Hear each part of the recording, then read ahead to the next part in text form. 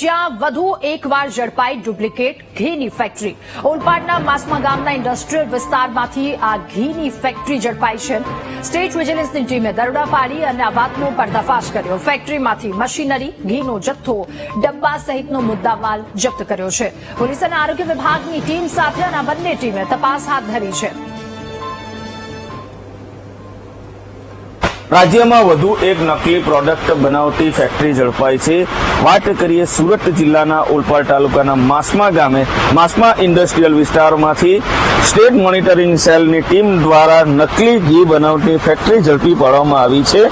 ગત મોડી રાત્રે એસએમસીની ટીમ દ્વારા અહીં રેડ કરવામાં આવી હતી અને આ જે ફેક્ટરી ચાલુ હતી તેને સીઝ કરી દેવામાં આવી છે। એસએમસીની ટીમ દ્વારા ઘીનો જથ્થો, મશીનરી અને જે ડબ્બા છે એ ડબ્બા હાલ સીઝ કરી દેવામાં આવ્યા છે અને એફએસએલની પણ મદદ લેવામાં આવશે। મહત્વનું છે કે અગાઉ આ ઇન્ડસ્ટ્રીયલ વિસ્તારમાંથી નકલી ગુટકા અને નકલી ઘી બનાવતી ફેક્ટરી અગાઉ પણ પોલીસ દ્વારા ઝડપી પાડવામાં આવી હતી।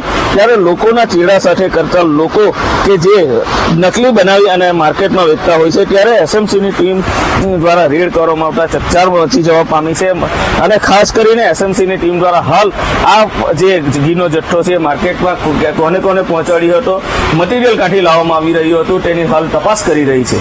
કેમેરામેન નાઝીમ સાથે નિર્મલ પટેલ, વીટીવી ન્યૂઝ, ઓલપાડ, સુરત।